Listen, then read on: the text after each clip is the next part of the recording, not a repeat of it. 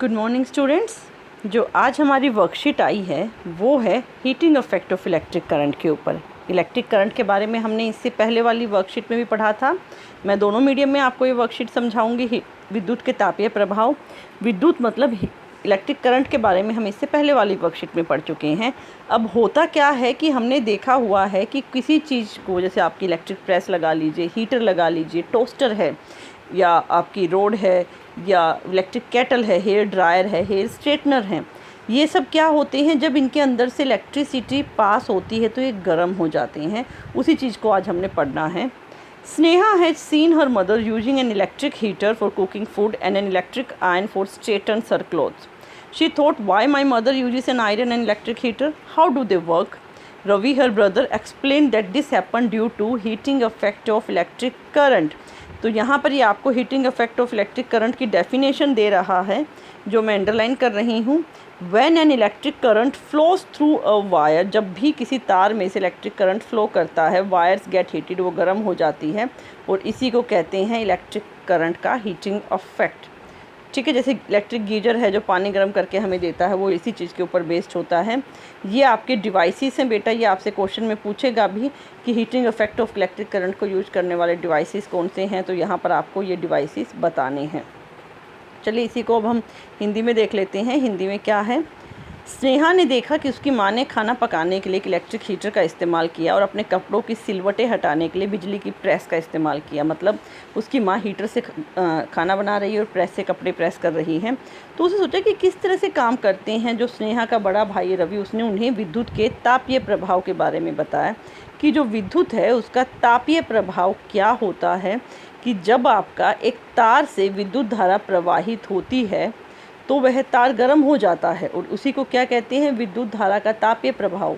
जैसे हम गीजर का स्विच ऑन करेंगे, पानी गर्म हो जाएगा, हमारी प्रेस में से गर्म हो जाती है, इलेक्ट्रिक केटल गर्म हो जाती है, इलेक्ट्रिक रोड है, टोस्टर है, हीटर है, हेयर ड्रायर है, ये सब विद्युत पास गुजरते ही गर्म हो जाते हैं। इसी को विद्युत का तापीय प्रभाव कहा जाता है आपका।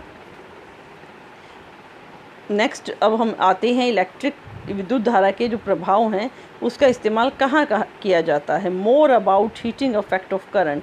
Wires made from special materials melt quickly and break when large electric current are pass through them. जो तारें बनी होती हैं, स्पेशल मटेरियल की बनी होती हैं, वो पिघल जाती हैं और बहुत आसानी से टूट जाती हैं जब लार्ज इलेक्ट्रिक करंट, बहुत ज़्यादा विद्युत इलेक्ट्रिक करंट उसके अंदर से गुजरता है। और इन्हीं वायर से हम क्या बनाते हैं, इलेक्ट्रिक फ्यूज बनाते हैं। अब इलेक्ट्रिक फ्यूज क्या है आपका, आपने देखा होगा आप सबके घर में एमसी लगी हुई होती है, और कई बार ना वो एमसी गिर जाती है, डाउन हो जाती है। वो क्या करती है, हमारे डिवाइसेस को बचाती है जलने से। कैसे बचाती है वो, जब ज़्यादा इलेक्ट्रिसिटी पास होती है तो ये पिघल जाता है और टूट जाता है, और इससे हमारे डिवाइसेस बच जाते हैं। क्या है electric fuse? Electric fuse is a safety device which prevent damages to electrical circuit and possible fire. जो आग वगैरह लगने से के चांसेस है उसे ख़त्म करती है। सेफ्टी डिवाइस है, डैमेज को बचाती है। ये है आपका इलेक्ट्रिक फ्यूज का डायग्राम आपका। चलिए इसको अब हिंदी में देख लेते हैं। सबसे पहला उपयोग क्या है विद्युत धारा के तापीय प्रभाव का, कि कुछ विशेष पदार्थों के बने तारों में से जब अधिक विद्युत धारा प्रवाहित होती है तो वो शीघ्र ही पिघलकर टूट जाते हैं, और इन तारों का उपयोग विद्युत फ्यूज बनाने में किया जाता है। ये विद्युत फ्यूज है बेटा आपका, इस तरह का हमारे एमसी के अंदर लगाया जाता है कि ये एक सुरक्षा की युक्ति है जो विद्युत परिपथ की क्षति और संभावित आग के प्रति सुरक्षा प्रदान करती है। मतलब जैसे ही बहुत ज़्यादा विद्युत उस तार से गुजरती है तो हमारे डिवाइसेस को, फ्रिज को, एसी को, टीवी को जलाए उससे पहले ही ये फ्यूज लगा देते हैं। ये फ्यूज क्या करता है, ज़्यादा इलेक्ट्रिसिटी पास होने पे गर्म होता है, गर्म होते ही पिघल जाता है, जिसके चलते हमारे सारे के सारे अप्लायंसेस बचे रहते हैं। चलिए अभ्यास के प्रश्न उत्तर कर लेते हैं। बिजली के कम से कम 5 उपकरणों की सूची बनानी है। 5 उपकरण आपको ऊपर दे रखे हैं जहाँ पर इसका इस्तेमाल किया जाता है। इलेक्ट्रिक आयरन, केटल 2, 3, 4 और 5। आप ये पाँचों के पाँचों उपकरण लिख सकते हैं। जो मेरा किसके ऊपर है, विद्युत के तापीय प्रभाव के ऊपर है। एक दीप्त विद्युत बल्ब को छूना क्यों नहीं चाहिए? क्योंकि वह गर्म विद्युत के तापीय प्रभाव के कारण गर्म होता है। आपको यही लिखना है, एक बल्ब को क्यों नहीं छूना चाहिए? क्योंकि वह विद्युत के तापीय प्रभाव के कारण गर्म होता है, वह हमारे हाथ को जला सकता है। विद्युत फ्यूज से आप क्या समझते हैं? थर्ड क्वेश्चन, विद्युत फ्यूज आपका पूरी डेफिनेशन आपको ये देनी है थर्ड क्वेश्चन की, और ये तीनों क्वेश्चन आपको आसानी से मिल भी गए हैं और बहुत ही आसान और बहुत ही सिंपल से क्वेश्चंस भी हैं जो हम इजीली अटेम्प्ट कर सकते हैं। नेक्स्ट देखिए इंग्लिश में, make a list of at least 5 electric appliances where the heating effect of electric current is used. तो कहाँ कौन कौन से 5 इलेक्ट्रिकल अप्लायंसेस हैं मेरे?